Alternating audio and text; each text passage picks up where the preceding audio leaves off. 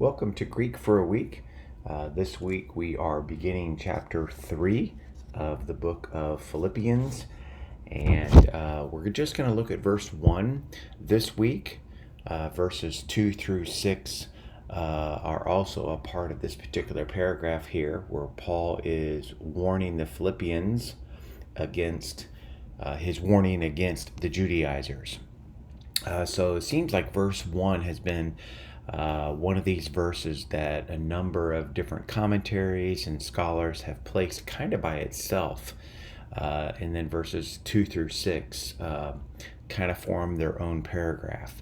So what I'm going to do is I'm going to put all of them together and use verse 1 as a part of verses 1 through 6, rather than have a paragraph of verses 2 through 6 and then verse 1 by itself.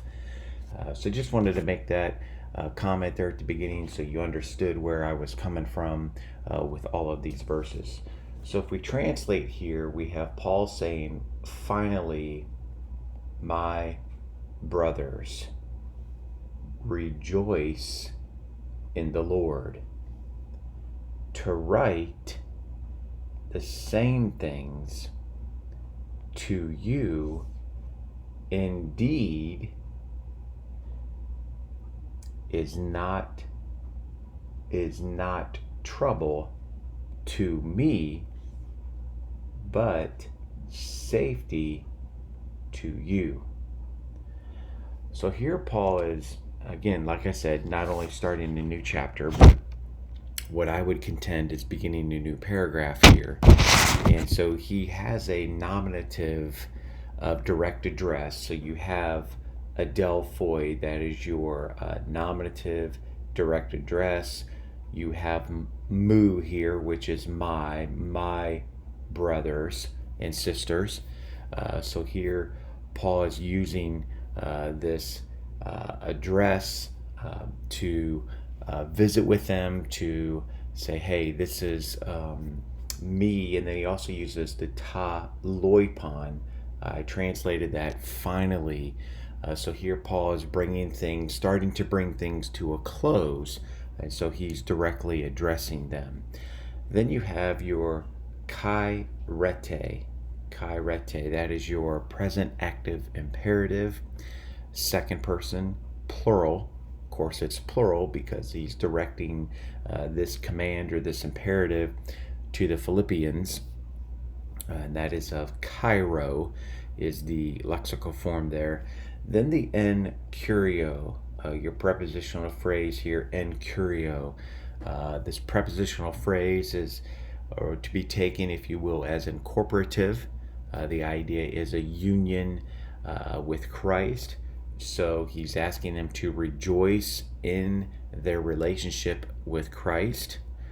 Then you continue to move forward and you have the graphein. You'll notice I began with that here in the second part of this verse. The graphein is your infinitive here. That is your substantival infinitive serving as the subject.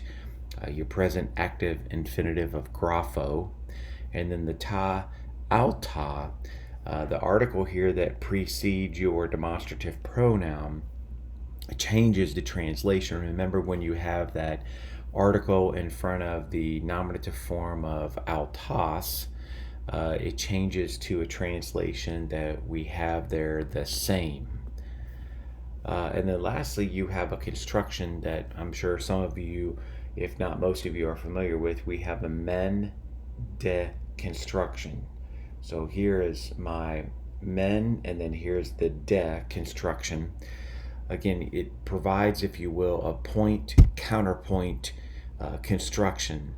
And so I think what you have here is you have a shift from trouble for Paul, which is the emoi. In other words, he says it would be trouble for me, all right, but it would be safety for you.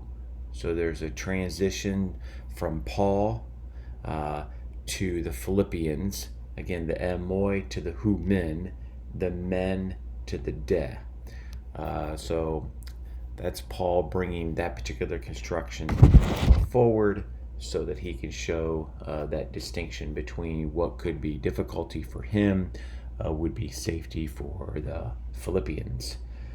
Again, so we're going to continue to move forward here. Verses 2 and 3 will be next week, and then the following week I'm going to wrap up the paragraph and look at verses 4, 5, and 6. Trust you have a great week. Goodbye.